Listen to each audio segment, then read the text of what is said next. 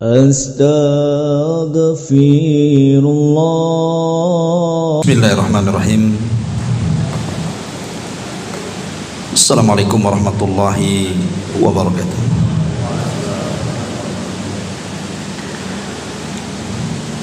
Bihamdillahi wassalatu wassalamu ala rasulillah wa ala alihi wa sahbihi wa mawalah wa la hawla wa la quwata illa billahi wa ba'd.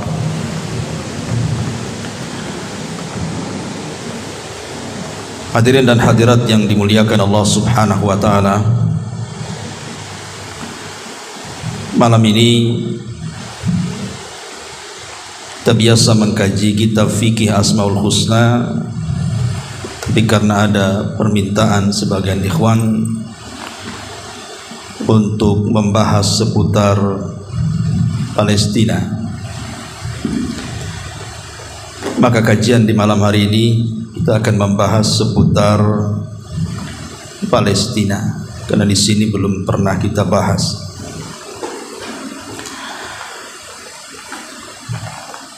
Ma'asyiral muslimin wal muslimat rahimani wa rahimakumullah.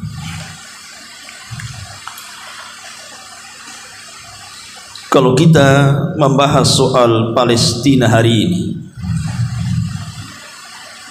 saya kira tidak ada seorang muslim manapun yang memiliki rahmat dalam hatinya kecuali pasti berduka, sedih, marah kepada musuh-musuhnya.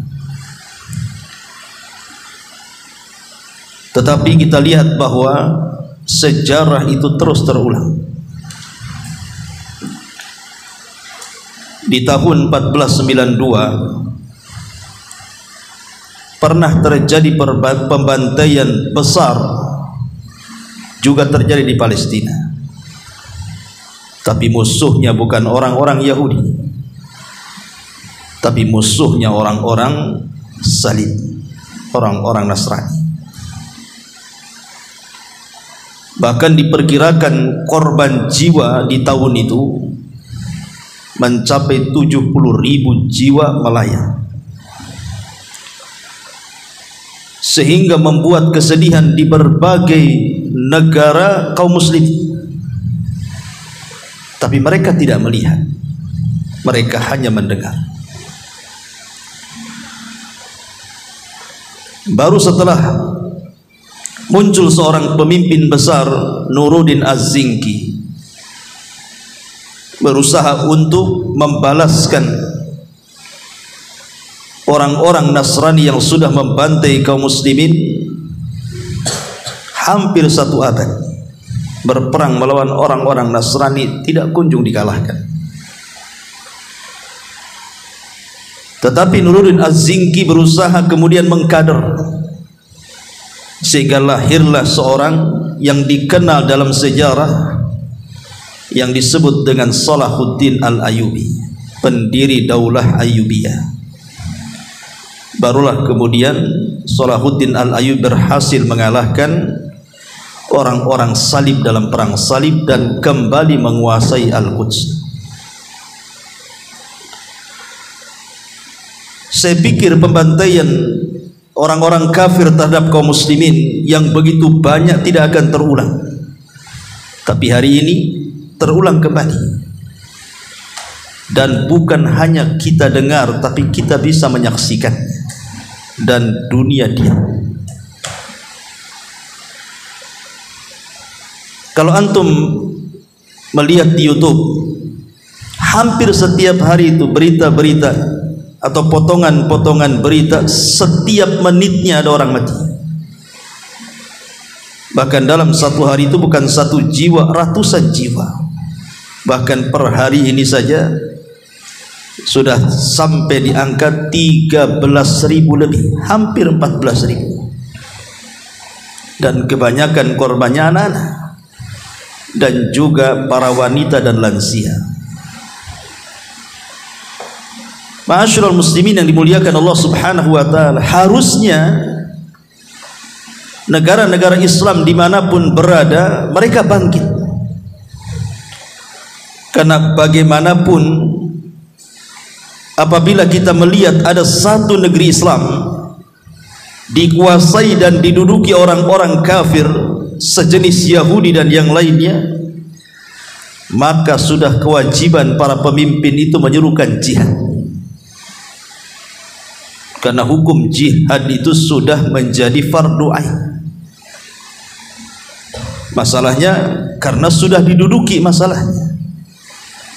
Lain kalau belum diduduki, maka yang wajib fardu ain itu adalah orang-orang yang ada di situ, dan yang di luar fardu kifayah.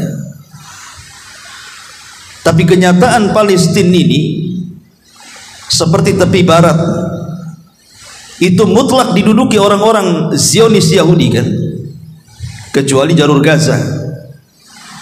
Tapi mereka sudah mulai masuk ke jalur Gaza.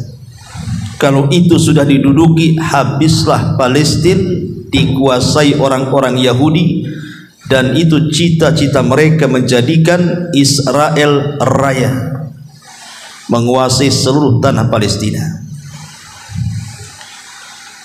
Makanya kalau ada orang kemudian berusaha menggembosi kaum muslimin sehingga kemudian semangat jihadnya rontok, melemah, ataupun kemudian membuat semacam pendapat-pendapat yang memecah belah kaum muslimin, jangan-jangan dia tidak punya rahmat dalam hatinya ketika melihat saudaranya dibantai. Hari ini jangan cerita soal kelompok-kelompok, itu ada pembahasan lain.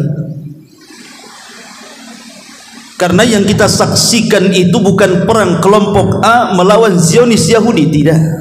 Saat ini kita melihat pembantaian yang nyata di depan kepala kita, bukan hanya didengar tapi disaksikan mata. Setiap hari kita melihat anak-anak meninggal, perempuan meninggal, lansia meninggal, dipermainkan, disuruh ke sana dibom di sana, disuruh ke sini dibom di sini, suruh ngungsi di situ dibom pengungsiannya. Tidak ada satupun tempat aman di sana. Mereka hanya menyandarkan diri kepada Allah Subhanahu wa taala dan mengatakan hasbunallah wa ni'mal wakil. Dan yang disayangkan adalah negara-negara Islam semua diam. Ma'asyiral muslimin yang dimuliakan Allah Subhanahu wa taala, padahal sudah jelas-jelas akhlak buruk Yahudi itu sedari dulu sampai hari ini. Mereka suka melakukan pelanggaran janji. Kurang apa persatuan bangsa-bangsa itu sudah melakukan perjanjian antara Zionis Yahudi dengan kaum muslimin yang ada di Palestina.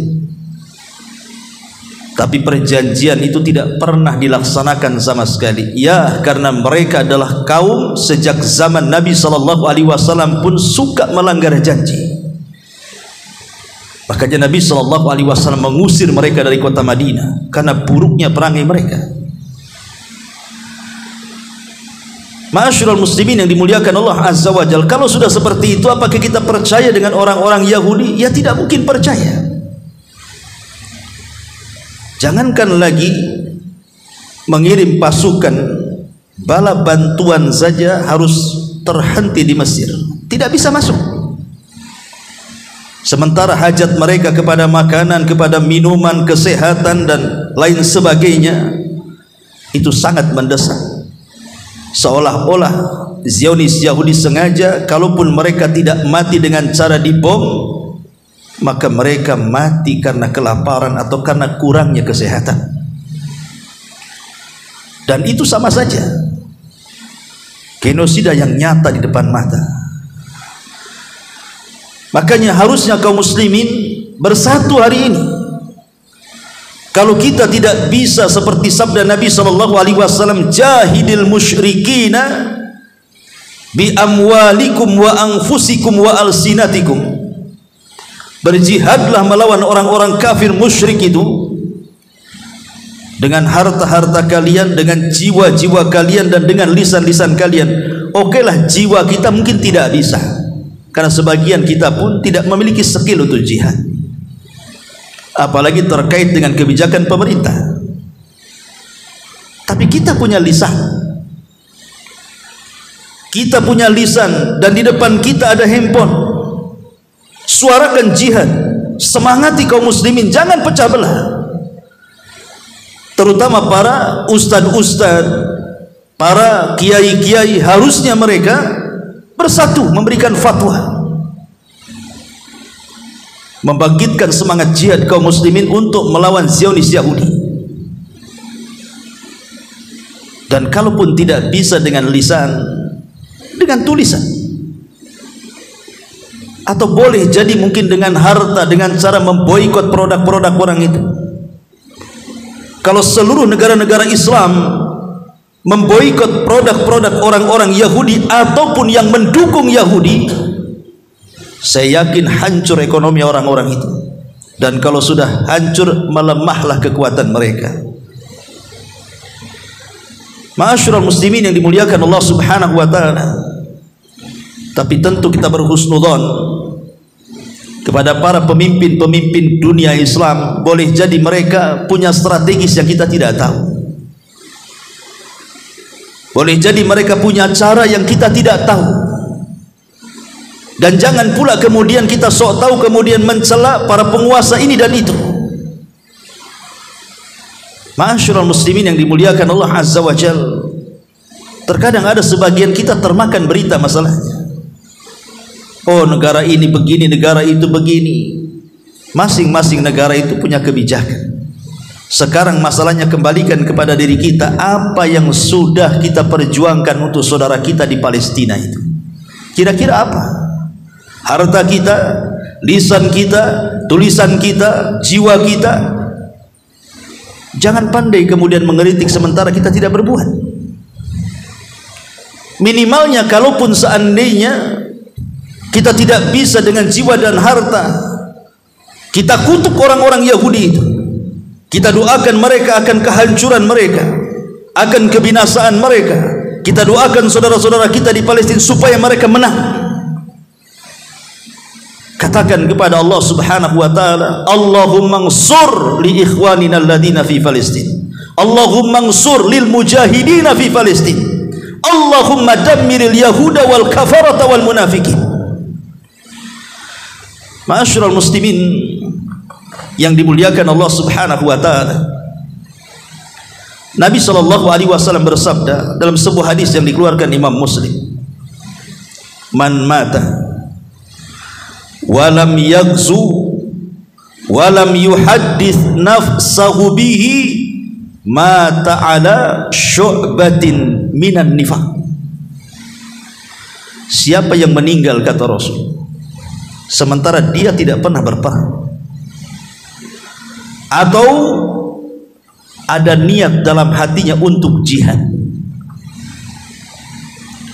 Kalau tidak ada dua-duanya, dia tidak pernah berperang, niat jihad pun tidak ada, maka Nabi SAW mengatakan kalau dia mati, maka dia tersambung dengan sifat-sifat nifak, kata Rasul.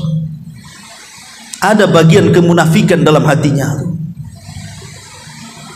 Kalau sekarang kita lihat saudara-saudara kita dibantai secara terang-terangan di depan mata, dan kita tidak bisa apa-apa, minimalnya kalaupun kita tidak bisa ke sana, ada niat jihad dalam hati kita ini. Kemudian kita lakukan dengan jihad-jihad yang lainnya, dengan jihad lisan, dengan jihad tulisan, dengan jihad harta, pemboikotan dan begitu seterusnya. Bisa dengan cara lain. Karena bagaimanapun tidak ada manusia yang hidup di permukaan bumi yang lebih memusuhi orang Islam melebihi orang-orang Yahudi. Dan itu berdasarkan nas daripada Al-Quranul Karim. La tajidanna asyaddan nas adawatan lilladzina amanul yahud walladzina asyraku. Engkau akan dapati manusia yang paling keras permusuhannya dengan orang-orang yang beriman. Siapa mereka? Pertama orang-orang Yahudi dulu, baru setelah itu orang-orang yang menyekutukan Allah Azza wa Jalla. Allah Subhanahu wa taala dahulukan Yahudi sebelum orang-orang musyrik, karena permusuhan orang-orang Yahudi kepada kaum muslimin itu adalah permusuhan yang abadi. Walan tardha ankal yahudu walan nasara hatta tattabi'a millatahum.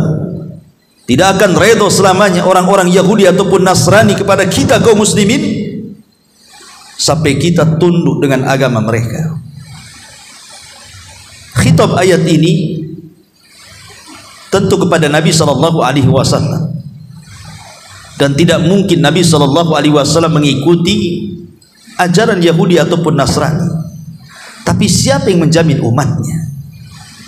Siapa yang menjamin umatnya tidak terkena pemahaman Yahudi dan Nasrani? Buktinya kita lihat para pemuda kaum muslimin saja sudah mulai mengidolakan artis-artis kufar, para pemain bola kufar, para penyanyi kufar, padahal mereka adalah para penyokong untuk melakukan pembantaian kaum muslimin. Innal ladzina kafaru yunfikuna amwalahum liyashuddu an sabilillahi fasayunfiquna. Sesungguhnya orang-orang kafir itu mereka akan berusaha mengeluarkan harta benda mereka untuk apa? Untuk menghalangi manusia dari jalan-jalan Allah Subhanahu wa taala, dan pasti mereka akan menginfakkan seluruh harta mereka. Dan kenyataannya kita lihat kenapa Zionis Yahudi Israel itu betapa congkak dan sombongnya membantai kaum muslimin, karena ada sokongan di belakang mereka negara-negara pemilik nuklir, negara-negara adidaya, negara-negara kuat. Di situ ada Amerika, di situ ada Inggris, di situ ada Perancis, di situ ada India. Kan negara-negara kuat ya kawan. Kalau kemudian negara-negara Islam tidak bersatu, boleh jadi satu persatu bukan hanya Al-Quds dikuasai, boleh jadi belakangan sampai kepada Masjidil Haram dan Masjidil Aqsa. Bukan tidak mustahil. Ma'asyiral muslimin yang dimuliakan Allah Subhanahu wa taala, maka dari sini tentu saya, Anda atau siapapun, kita berduka dengan mendengar saudara kita yang dibantai tanpa dosa apa yang mereka lakukan. Bahkan kekejaman Yahudi ini nyata, karena yang dibantai itu anak-anak yang tidak bisa mengangkat senjata, orang-orang lemah. Apa tujuan mereka coba membantai anak-anak kalau bukan genosida? Memusnahkan seluruh orang Palestina dan tidak ada keturunannya. Cukup dari sini ketika mereka kemudian membantai anak-anak, artinya orang-orang Yahudi selamanya tidak akan punya rahmat dalam hatinya. Mereka adalah kaum pembuat makar, dan mereka akan terus seperti itu dari zaman ke zaman. Makanya kalau antum membaca Al-Quranul Karim tentang sejarah Yahudi dari dulu sampai hari ini, semua sejarahnya hitam, tidak ada yang putih. Semua sejarah Yahudi itu hitam, tidak ada yang putih. Mereka membunuh para nabi, nabi-nabi dibunuh mereka. Yaqtulunal anbiya bighairil haq. Mereka membunuh para nabi tanpa ada hak yang dibenarkan. Bukan 1-2 nabi, sampai 70 nabi mereka bantai. Bukan jumlah yang sedikit. Sekarang pertanyaannya, kenapa mereka sampai membunuh para nabi? Apakah para nabi haus kekuasaan sehingga mereka harus dibunuh? Nabi itu loh datang dari Allah Subhanahu wa taala hanya untuk memperbaiki kondisi manusia, menyampaikan risalah Allah. Tidak ada kepentingan harta, tidak ada kepentingan kekuasaan, tidak ada kepentingan dunia sama sekali. Para nabi itu murni soal agama. In ajriya illa 'ala Allah. Mereka hanya minta pahala Allah saja yang kasih. Tapi kenapa kemudian orang-orang Yahudi membantai mereka? Padahal para nabi itu tidak punya kepentingan. Kalau jiwa-jiwa mereka saja melayang tanpa alasan yang dibenarkan, kemudian dibantai oleh orang-orang Nasrani atau orang-orang Zionis Yahudi dari zaman ke zaman, makanya kita katakan tidak heran kalau hari ini mereka betul-betul melakukan pembantaian. Yang kita sayangkan adalah kaum muslimin satu dunia mereka tidak bisa apa-apa. Sampai bantuan masuk pun tidak bisa masuk, tidak bisa apa-apa, tetap masih menunggu izin daripada Zionis Yahudi baru bisa masuk. Itu pun dibatasi satu-satu.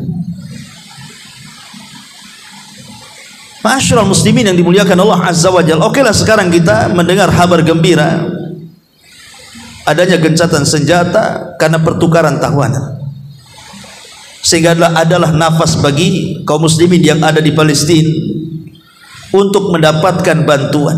Minimalnya mereka istirahat tidur, karena setiap hari mereka diteror, tidak ada tempat aman di sana. Bagaimana cara istirahat mereka? Tidur malam salah takut dibom, tidur siang juga salah takut ditembak sniper, sehingga adalah waktu bernapas dengan gencatan senjata ini. Apakah kemudian kita menjamin setelah gencatan senjata ini usai kemudian orang Yahudi menarik pasukan? Belum tentu. Boleh jadi semakin jahat dan semakin dahsyat. Maka dari sini satukan kaum muslimin. Jangan ada yang berpecah di saat kaum muslimin sedang dibantai, apalagi negaranya diduduki oleh musuh Allah Subhanahu wa taala. Ma'asyiral muslimin yang dimuliakan Allah Subhanahu wa taala. Dari mana kita memulai cerita Palestina ini? Kita memulai dari keutamaan Palestina supaya kita tahu kenapa kita harus membela Palestina. Ma'asyiral muslimin yang dimuliakan Allah Azza wa Jalla, mungkin di antara antum pernah mendengar sejarah pada tahun 1944 ketika salah seorang mufti Palestina yang bernama Syekh Muhammad Amin Al-Husaini rahimahullahu ta'ala, tiba-tiba kemudian dia berbicara dengan bahasa Arab yang fasih di radio milik pemerintah Berlin kala itu 1944. Dengan lantangnya ini mufti Palestina ini namanya Syekh Muhammad Amin Al-Husaini rahimahullahu ta'ala, dengan bahasa Arab yang fasih di radio Berlin, tiba-tiba dia mengatakan Allahu Akbar, bertakbir. Untuk apa? Mendeklarasikan kemerdekaan Republik Indonesia. Dialah yang pertama kali mendukung kemerdekaan Indonesia dari para penjajah. Padahal ketika itu Palestina sedang menghadapi serangan Inggris. Mereka sedang berperang melawan Inggris. Tetapi mereka punya kepedulian kepada kita, negeri kita Indonesia ini, sampai muftinya bicara dengan bahasa Arab fasih di radio Berlin, didengar satu dunia. Baru setelahnya di tahun 1946-nya baru Mesir ikut menandatangani tentang pengakuan kemerdekaan Indonesia, baru diikuti negeri-negeri yang lainnya. Jadilah negeri Indonesia negeri yang merdeka 1945. Artinya kita berhutang budi kepada Palestina kan? Karena dia yang pertama kali menyuarakan tentang kemerdekaan negeri kita. Mungkin hari ini saya antum senang, bisa makan, bisa minum, tidur dengan tenang. Kalau antum mungkin membayangkan bagaimana para penjajah dulu menjajah negeri kita, boleh jadi cukup antum melihat dengan mata kondisi Palestina hari ini. Begitulah negeri kalau sudah dijajah. Tidak ada tempat aman, dan jiwa selalu dibayang-bayangi tentang ketakutan kematian. Atau mungkin kita mendapatkan cerita dari orang-orang tua kita bagaimana dulu zaman Belanda dan Jepang datang ke negeri kita.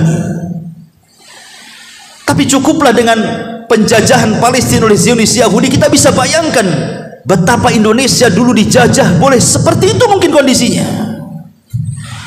Dan para pahlawan kita yang merasakan itu, kita sekarang hidup enak. Kita harus bersyukur kepada Allah Subhanahu wa ta'ala. Kemudian bersyukur kepada rakyat Palestina. Kenapa orang-orang Palestina mau mendukung kemerdekaan negeri kita? Tidak lain dan bukan karena ada ikatan agama, karena sama-sama muslim, agama Islam. Kalau sekarang kemudian mereka sedang memperjuangkan kemerdekaan mereka, kenapa kita tidak kemudian berusaha untuk mendukung itu, membela mati-matian? Karena kita sangat berhutang jasa kepada mereka. Diawali dengan mufti Palestina Syekh Muhammad Amin Al-Husaini ini, akhirnya diikuti banyak negara, Mesir, Jordan, macam-macam, mengakui kemerdekaan Republik Indonesia. Ma'asyiral muslimin yang dimuliakan Allah Azza wa Jalla. Dan kita juga alhamdulillah negeri kita ini punya undang-undang yang ma'ruf, Undang-Undang 945 kan. Apa itu? Bahwa sesungguhnya kemerdekaan itu adalah hak segala bangsa, dan oleh sebab itu maka penjajahan di atas dunia harus dihapuskan. Kenapa? Karena tidak sesuai dengan pri kemanusiaan dan pri keadilan. Makanya kemudian kalau sekarang kita lihat di negeri kita ini, kayak kemarin ada kasus bentrok, ada yang pro Israel lah, ada pro Palestina lah, akhirnya kemudian bentrok sampai ada yang terluka masuk rumah sakit. Apakah orang-orang yang pro Israel tidak pernah melihat undang-undang negeri kita ini? Bahwa negeri kita ini sudah punya undang-undang bahwa penjajahan di permukaan bumi harus dihapuskan. Cukuplah bicara kemanusiaan, jangan bicara soal politik ataupun soal agama. Kalau itu menjadi alergi bagi kalian, cukuplah kemanusiaan yang kita kedepankan, bahwa manusia sedang dibantai, orang-orang yang tidak bersalah sedang dibantai. Makanya Allah Subhanahu wa taala dengan tegas mengatakan di dalam surah Al-Maidah 32, min ajli dzalika katabna ala bani Israil annahu man qatala nafsan bi ghairi nafsin aw fasadin fil ardi faka'annama qatala an-nasa jami'a wa man ahyaha faka'annama ahyan nasa jami'a. Oleh karena itulah, setelah menjelaskan tentang pembunuhan Qabil kepada Habil, maka Allah mengatakan, oleh karena itulah kami telah tetapkan satu hukum bagi Bani Israel, termasuk Yahudi di situ. Yahudi tahu ayat ini karena ketetapannya juga dicantumkan dalam Taurat, bahwa barang siapa membunuh seseorang bukan karena orang itu membunuh orang lain, atau bukan karena orang itu berbuat kerusakan dan keonaran di permukaan bumi, maka seolah-olah dia telah membunuh semua manusia. Satu jiwa Anda bunuh, semua jiwa Anda telah membunuhnya. Dan ini kesepakatan semua agama. Tapi karena orang-orang Yahud, mereka kaum yang ingkar, yuharrifunal kalima am mawadi, suka mentahrif, menghapus, merubah buku-buku mereka dengan tangan-tangan kotor mereka. Akhirnya muncullah kitab yang disebut dengan Talmud, yang isinya kebencian mereka kepada orang-orang di luar Yahudi. Bukan hanya kepada orang Islam saja, semua di luar Yahudi mereka anggap sebagai binatang, mereka anggap sebagai orang-orang rendahan. Bahkan dalam Talmud dikatakan, kalau seandainya kita membunuh orang-orang di luar Yahudi, itu sebuah jihad dan berpahala. Wajar kalau seandainya kemudian mereka membantai kaum muslimin dengan enaknya, bahkan sebagian mereka sengaja disoting, diperlihatkan bagaimana ketika dia menembak kemudian ada kaum muslimin yang jatuh mati, sengaja kemudian mereka videokan dan di-share kemana-mana, menjadi sebuah kebanggaan, membunuh sebuah kebanggaan. Ma'asyiral muslimin yang dimuliakan Allah Azza wa Jalla, itulah orang-orang Yahudi. Apakah kemudian setelah ini kita percaya dengan mereka? Tidak. Jangan pernah percaya dengan orang Yahudi. Orang Yahudi itu selamanya mereka akan membuat makar kepada kita. Ma'asyiral muslimin yang dimuliakan Allah Subhanahu wa taala. Kenapa kaum muslimin harus senantiasa terikat hati mereka dengan saudara kita yang ada di Palestina? Tentu tidak lain dan bukan, pertama karena mereka adalah saudara kita seiman. Nabi SAW mengatakan, "Mathalul mu'minina fi tawaddihim wa tarahumihim wa ta'atufihim kamathalil jasadil wahid idza ishtaka minhu udwun tada'a lahu sa'irul jasadi bis sahari wal humma." Kata Nabi SAW, permisalan kita dengan saudara kita yang muslim itu, mau muslim yang ada di negeri kita sendiri, mau muslim yang ada di Palestina, mau muslim yang ada di Mesir, di Saudi, dimanapun di belahan dunia ini, selama mereka muslim, maka permisalan kita dengan muslim yang lain dalam kecintaan sesama mereka, dalam kasih sayang sesama mereka, itu seperti jasad yang satu, kata Rasul. Kalau seandainya satu anggota badan dari jasad kita sakit, pasti semua jasad merasakan sakit, kan? Itulah yang harus kita rasakan hari ini. Kalau saudara kita di Palestina sedang lapar, harusnya kita ikut merasakan lapar di sini. Kalau saudara kita kesakitan karena terluka di Palestina, harusnya ini menjadi kesakitan kita di sini. Kalau saudara kita mereka kemudian kesakitan saat dibuat mereka tidak ada makanan, tidak ada minuman, tidak ada alat-alat kesehatan, harusnya itu pula yang kita rasakan di sini. Karena muslim satu dengan yang lainnya itu yasuddu ba'duhu ba'd, saling menguatkan. Ya. Ini yang pertama. Karena kita sesama muslim. Jangankan seandainya saudara kita muslim ini dibantai, seandainya non muslim sendiri. Anggaplah ada mungkin saudara-saudara kita di luar agama kita, mereka dibantai seperti pembantaian Zionis Yahudi kepada orang Islam. Tentu kita tidak akan terima juga. Ingat ketika perang Romawi melawan orang-orang Persia di zaman Nabi, rupanya Persia kalah, Persia menang dan Romawi kalah. Kaum muslimin di kota Mekah, Rasul dan para sahabat, mereka menangis. Mereka menangis. Kenapa demikian? Karena kedekatan antara Islam dengan Nasrani jauh lebih dekat dibandingkan Islam kepada Majusi. Itu seandainya di luar daripada Islam, tetap kita kutuk gitu kan perbuatan, karena demi kemanusiaan masalahnya. Apalagi yang dibantai itu saudara kita, kaum muslimin. Yang kedua,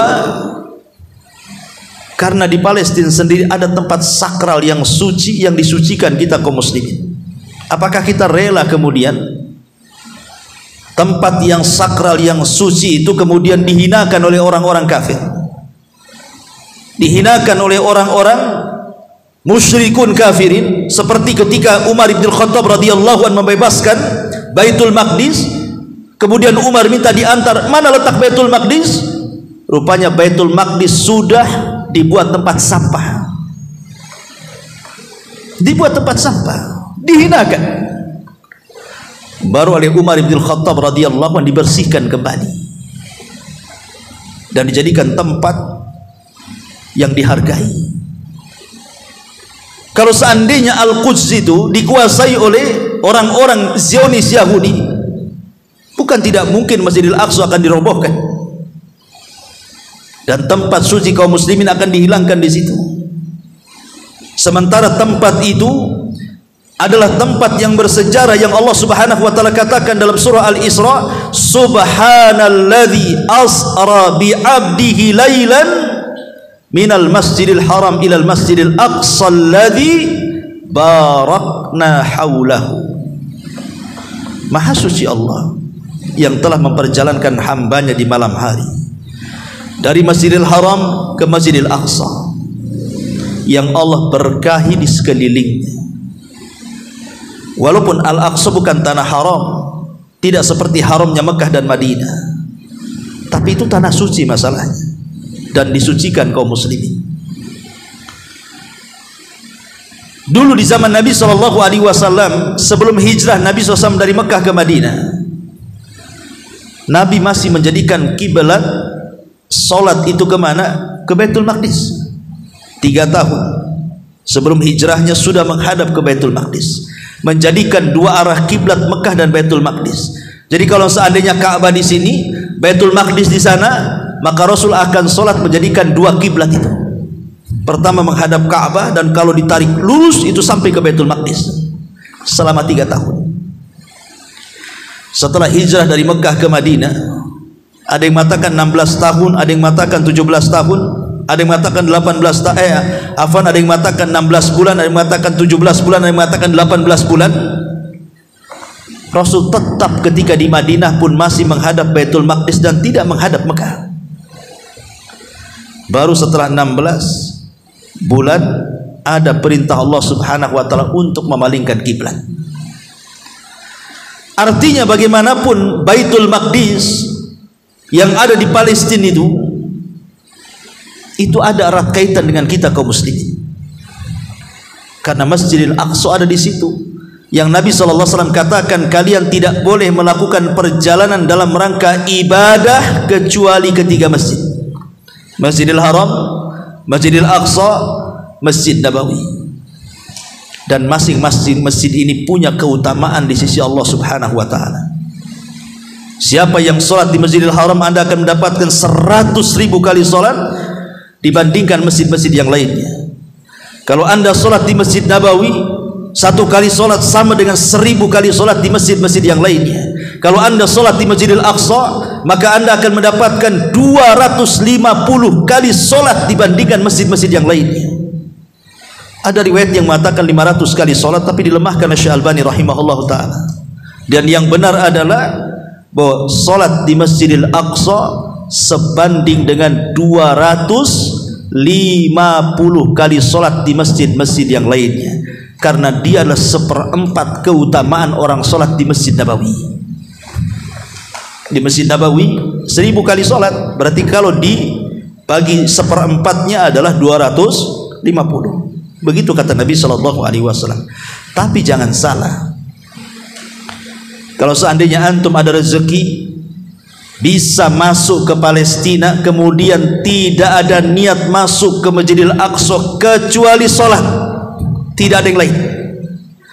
Memang niat dari Indonesia ini sekalian umroh tur ke Palestina, kemudian masuk ke Masjidil Aqsa, itu memang tidak ada niat kecuali ingin sholat di situ. Maka keluar Anda dari Masjidil Aqsa itu seperti bayi yang baru dilahirkan, tidak ada dosa sama sekali. Dan itulah inti doa Nabiullah Sulaiman saat selesai membangun Aqsa. Dia mengatakan, ya Allah, aku minta 3 perkara. 1, agar kau jadikan hukum yang kuterapkan di masyarakatku tidak bertentangan dengan hukummu, dan Allah kabulkan. Yang kedua, agar kekuasaan yang kau berikan kepadaku jangan kau berikan kepada orang setelahku, dan Allah kabulkan. Dan yang ketiga, siapapun yang datang ke Masjidil Aqsa tidak ada niat kecuali sholat, maka dia keluar tidak punya dosa seperti anak yang melahirkan. Kata Rasul, mudah-mudahan yang ketiga sudah dikabulkan Allah Azza wa Jalla, karena Rasul sholat di situ, memimpin para nabi, lagi menjadikan estafet para nabi. Ma'asyiral muslimin yang dimuliakan Allah Subhanahu wa taala, sedikit kita cerita sejarah. Kalau kita melihat sejarah Syam secara umum ataupun Palestina secara khusus, karena jantung kota Syam itu Palestina ya. Karena kalau kita menyebut kalimat Syam berarti terdiri daripada Lebanon, kemudian Palestina, kemudian Damaskus, kemudian Yordania, kan itu ya. Itu dulu Syam namanya. Tapi inti daripada Syam itu Palestina. Jantung kotanya itulah Palestina. Kalau kita merunut ke atas ikhwatu fiddin kepada sejarah-sejarah lama, Syam dan Palestina ini bukan daerah biasa, tapi banyak keutamaan di dalamnya. Sampai-sampai Nabi SAW ketika menyebutkan tentang negeri Syam dan Palestina itu, Nabi SAW mengatakan, bainama ana naimun id ra'aitu amudal kitab uhtumila min tahti ra'si fadhanantu annahu madhhubun bihi fattaba'tuhu basari fa umida bihi ila syam. Ala wa innal iman hina taqaul fitanu bisyam, kata Rasul. Kata Nabi SAW, di saat aku tidur, aku melihat ada tiang-tiang kitab, maksudnya iman, telah diambil para malaikat dari bawah kepalaku. Aku sangka iman akan tercabut dari muka bumi karena dibawa malaikat. Kemudian pandanganku mengarah kemana iman itu akan dibawa malaikat, kata Nabi. Rupanya mereka mengarah ke Syam. Kata Nabi SAW, tidakkah iman akan tetap ada di negeri Syam di saat terjadi fitnah, katanya. Lihat bagaimana iman itu akan tetap menancap di Syam, khususnya Palestina, ketika nanti terjadi fitnah. Keimanan orang-orang sana itu luar biasa, ya kawan. Makanya saya kadang-kadang melihat potongan-potongan video mereka, luar biasa. Jangan cerita laki-lakinya, wanita-wanitanya sudah mengajarkan satu ibrah dan pelajaran besar bagi kita. Rupanya tauhid kita belum ada apa-apanya dibandingkan mereka. Sampai ada cuplikan video itu, ada seorang wanita ketika Israel mengebom rumahnya, semua mati keluarganya, termasuk 4 anaknya mati sekaligus. Kemudian datang reporter mewawancarai dia, macam mana kondisinya, berusaha untuk menasihati dengan kesabaran, takziah. Tapi di luar dugaan apa kata wanita ini? Dia mengatakan, Allahumma hjurni fi musibati. Ya Allah, berikan pahala akan musibah yang menimpa. Allahumma hjurni fi musibati. Ya Allah, berikan pahala akan musibah yang menimpaku. Kemudian mengatakan, alhamdulillah, kalau Allah berkehendak aku bisa apa? Dan aku yakin 4 putraku mati syahid, dan aku sudah ikhlas karena aku jadikan putra-putraku sebagai penebus Aqsa dan juga penebus untuk dirimu, ya Rabb. Kemudian dia katakan, ya Rabb, kalau engkau mau, ambillah harta-harta kami, ambillah darah-darah kami, ambillah nyawa-nyawa kami, ambillah anak-anak kami, ambillah keluarga kami, sampai kau redha kepada kami. Walaupun ucapan yang terakhir ini tentu perlu dibahas. Apakah boleh seseorang berdoa mengatakan, ya Allah, ambillah darah kami dan harta kami sebagai tebusan sampai kau redha? Tentu ada catatan apakah ini doa yang dibolehkan atau tidak. Karena kan terkandung tidak berlebihan di situ. Karena kita tidak boleh kemudian mencelakakan diri kita dengan hilangnya harta dan jiwa. Justru kita sebaliknya disuruh untuk meminta keselamatan, baik di dunia dan akhirat, kan. Tapi mungkin kita berhusnuzon, maksudnya dia berdoa seperti itu ingin menunjukkan bagaimana tawakal, kesabaran ketika mendapatkan musibah yang mereka hadapi hari ini. Dan kalau seandainya kita di posisi dia, belum tentu kita sesabar wanita itu, belum tentu. Kadang kita saja usaha kita collab, kita ini mikirnya seminggu, stresnya. Tidak pernah kita katakan Allahumma hjurni fi musibati. Ya Allah, berikan ganjaran akan musibah yang menimpa. Padahal kalau seandainya kita ini collab usaha kita katakan seperti wanita itu, kan alangkah baiknya musibah jadi nikmat. Ya. Masyarul muslimin yang dimuliakan Allah Subhanahu wa taala. Bahkan Nabi SAW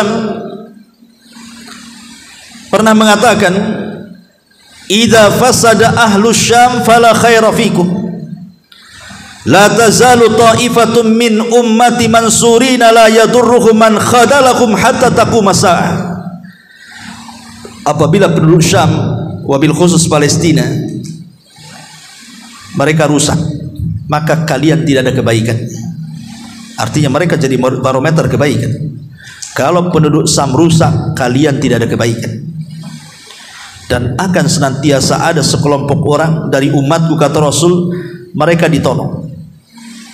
Mereka tidak akan dihinakan siapapun yang menghinakan mereka sampai datang hari kiamat. Dalam riwayat yang lain Rasul ditanya, siapa mereka wahai Rasul?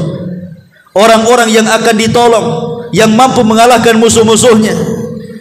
Maka Nabi SAW mengatakan, hum fi baitil maqdis wa aqna fi baitil maqdis.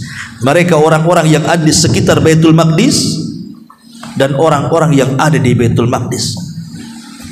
Akan senantiasa umatku ada di situ menolong kebenaran, mereka menang dan mereka bisa mengalahkan musuh-musuhnya. Ma'asyiral muslimin yang dimuliakan Allah Subhanahu wa taala. Syam ini jangan salah, wabil khusus Palestina, ini negerinya para nabi. Hampir semua nabi-nabi Bani Israel yang jumlahnya ribuan itu diutus di negeri ini, baik Palestina atau yang sekitarnya Syam. Sampai-sampai Allah Subhanahu wa taala jadikan sumpah dalam Al-Qur'an kan, wattini wazzaitun wa turi sinina wa hadzal baladil amin. Demi buah tin dan zaitun, mengarah ke mana? Syam dan Palestina. Allah jadikan sumpah. Tidak mungkin Allah bersumpah kecuali karena ada keagungan di tempat itu. Bahkan nabi-nabi yang dicantumkan dalam Al-Quran, dari 25 nabi dan rasul, yang 18 namanya tercantum dalam surah Al-An'am, sisanya di beberapa surat dalam Al-Quran, itu rata-rata mereka hidup di negeri Syam atau hijrah ke negeri Syam, khususnya Palestina, dan mati di negeri itu. Sebut saja Ibrahim dari Irak, kemudian hijrah ke Palestina, mati juga di Khalil Palestina. Kemudian Nabi Lut juga sama, dia mati di dekat Syam. Kemudian Nabi Ishaq, Nabi Ya'qub, Nabi Yusuf, Nabi Ayyub, Zulkifli, Musa, Harun, Dawud, Sulaiman, Ilyas, dan begitu seterusnya. Hampir kebanyakan dakwah mereka di sekitar situ. Jadi itu biladul anbiya, negerinya para nabi.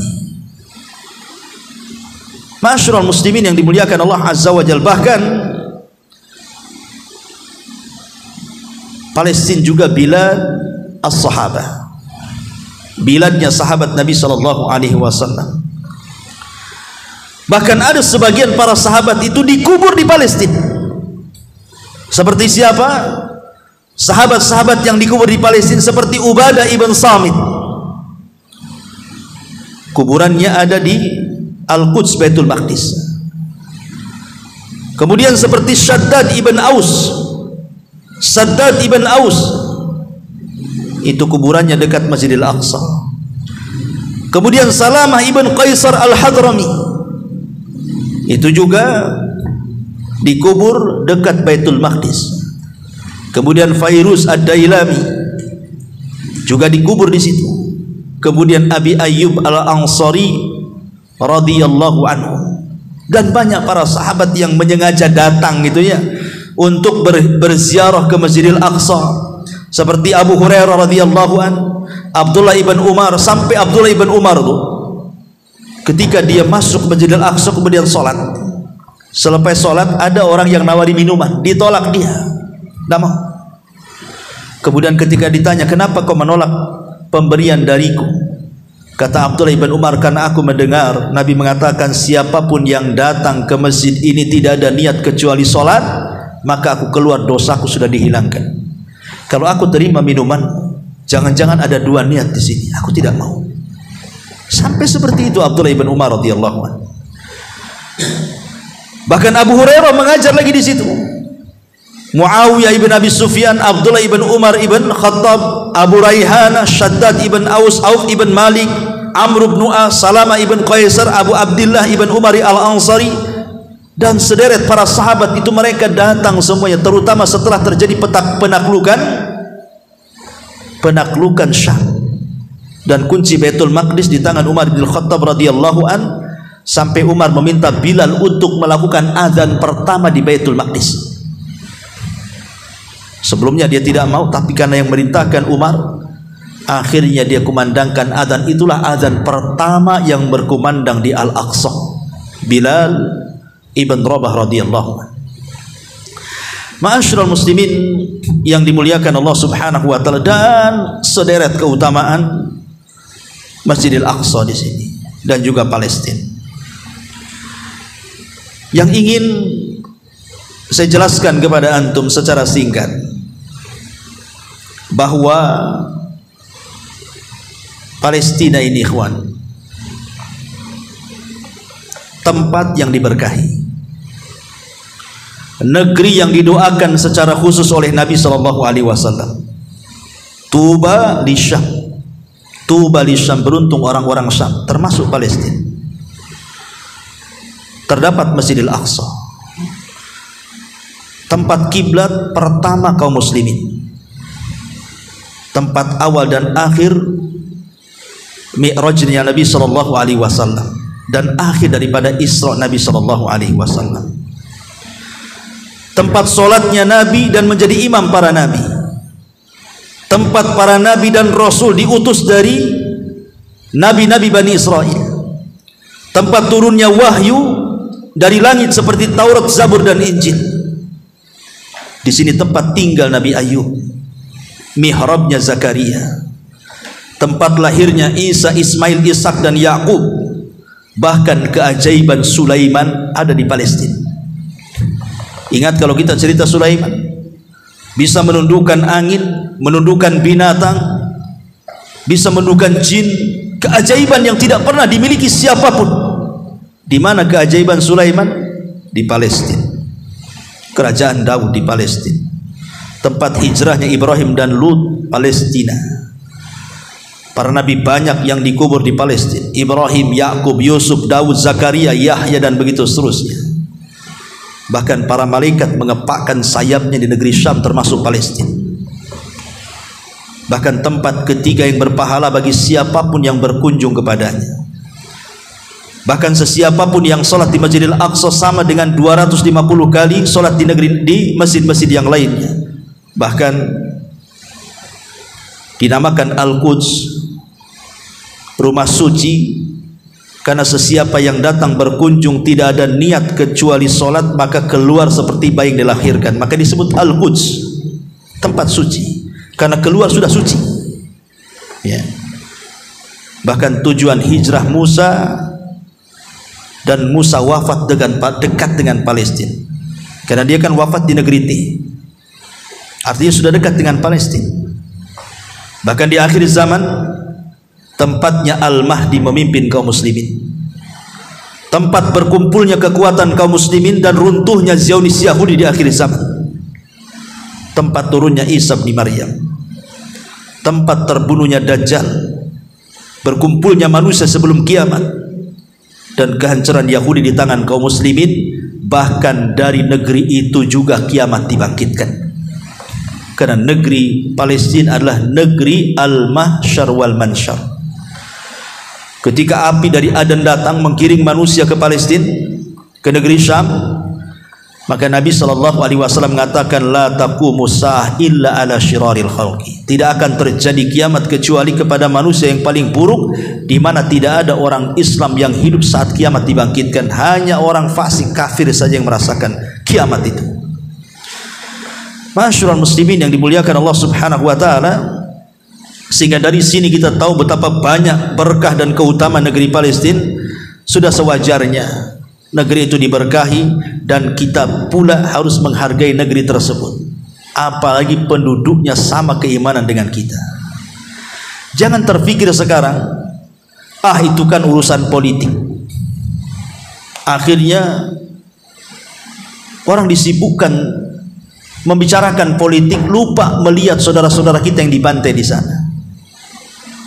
Ada juga yang mengatakan, itu kan urusan agama, itu urusan agama, sehingga yang seagama saja yang membicarakannya. Tidak, ini urusan bukan hanya sekedar politik dan agama, ini sudah sampai tingkat kemanusiaan. Orang dibantai tidak bersalah, setiap hari manusia diam, kemudian kita tidak marah melihat saudara kita dibantai. Di mana rahmat kita? Harusnya kita tanamkan hadis tadi, siapa yang tidak pernah berjihad atau tidak ada niat jihad dalam hatinya, kemudian dia mati di atas kemunafikan. Kalau seandainya hadis ini kemudian masuk ke dada-dada kita kaum muslimin, saya kira akan membakar semangat jihad kita, Tapi karena sudah dikalahkan hubbud dunya wa karahiyatul maut, cintanya kita dengan dunia dan takut kematian, sehingga Allah subhanahu wa ta'ala hinakan kaum muslimin dimanapun mereka berada, takut berperang. Persis seperti sabda Nabi SAW, idza tabayatum bil ina wa akhadtum adnabal baqar wa raditum bizar'i wa taraktumul jihad sallallahu alaikum dhullan la yanziu hatta tarji'u ila dinikum. Apabila kalian sudah menggunakan jual beli sistem riba, kalian redo dengan peternakan dan pertanian, maknanya mengejar dunia meninggalkan akhirat, dan kalian sudah meninggalkan jihad, tidak dengan lisan, tidak dengan harta, tidak dengan jiwa, Allah kuasakan kehinaan kepada kalian. Allah kuasakan kehinaan kepada kalian sampai kalian kembali kepada agama kalian. Maka bakarlah semangat jihad. Kalaupun kita hari ini tidak menyaksikan kemenangan kaum muslimin yang ada di sana, tapi persiapkanlah generasi terbaik kita untuk menyaksikan itu semuanya. Karena Salahuddin Al-Ayyubi bukan semata-mata dia sanggup untuk menguasai Al-Quds itu bukan karena jasa dia, tidak. Tapi sebelumnya Nuruddin Az-Zinki sudah mempersiapkan kader. Ketika dia tidak bisa membebaskan Al-Quds, maka dia bersumpah anak-anak yang akan membebaskan Baitul Maqdis. Dengan cara apa? Dia buat mimbar. Nuruddin Az-Zinki itu, Daulah Zinkiyah, dia buat mimbar. Kemudian mimbar diletakkan di istana. Kemudian bersumpah mimbar ini harus diletakkan di Al-Aqsa. Kemudian setiap minggu semua masyarakatnya disuruh menyelesaikan Sahih Bukhari, dan setiap 3 hari menghatamkan Al-Quran. Betul-betul dikadar, sehingga wajar kalau lahir sekelas Salahuddin Al-Ayyubi dari anak didiknya tuh. Artinya bahwa kalau kekuatan kaum muslimin kuat, sampai ada jenderal Israel itu mengatakan kalau seandainya orang-orang yang sholat subuh di Palestina itu lebih banyak dibandingkan sholat Jumat, kalah kami, katanya. Itu pengakuan jenderal Israel. Artinya kemenangan itu tetap tidak mungkin lepas dari kekuatan kepada agama kita. Semakin kuat kita berpegang dengan agama kita, dengan Al-Quran dan Sunnah, dengan pemahaman salaful ummah, maka kekuatan itu akan ada pada diri kita. Tapi semakin jauh dari Quran dan Sunnah, mengejar dunia kekayaannya dan meninggalkan akhirat, semakin lemah kita memikirkan soal urusan jihad. Yang ada takut mati. Kalau sudah takut mati, cinta harta. Kalau sudah cinta harta, takut hilang hartanya. Suruh sedekah pun tak mau. Jangan lagi cerita jiwa, harta pun tidak akan dikeluarkannya. Itulah yang kemudian diwanti-wanti oleh Nabi SAW. Hampir-hampir kalian dikepung oleh musuh-musuh kalian. Kata Rasul, apakah kami sedikit? Kata Rasul, oh, jumlah kalian lebih banyak dibandingkan musuh. Kalau memang jumlah kami lebih banyak dibandingkan musuh, kenapa pula kami dikepung? Ya, kata Rasul, karena Allah sudah kuasakan kepada kalian penyakit wahan, katanya. Dan Allah cabut ketakutan di musuh-musuh orang-orang kafir, dan Allah cabut pula semangat dalam dada-dada kalian, sehingga yang ada kehinaan dan kelemahan. Sahabat bertanya, apa yang dimaksud kelemahan itu, wahai Rasul? Maka Nabi SAW mengatakan, hubbud dunya wa karahiyatul maut. Cintanya kita kepada dunia dan ketakutannya kita kematian. Kalau dua perkara sudah bersarang, jangan harap kaum muslimin bangkit. Yang ada makin terpuruk, akhirnya tidak terjajah secara fisik, terjajah secara ekonomi. Dan itu kenyataan yang ada hari ini. Padahal siapapun yang memegang ekonomi, dia akan memegang dunia. Tapi siapa yang kalah dengan ekonomi, maka dia akan dijajah oleh dunia. Itu kenyataan hari ini.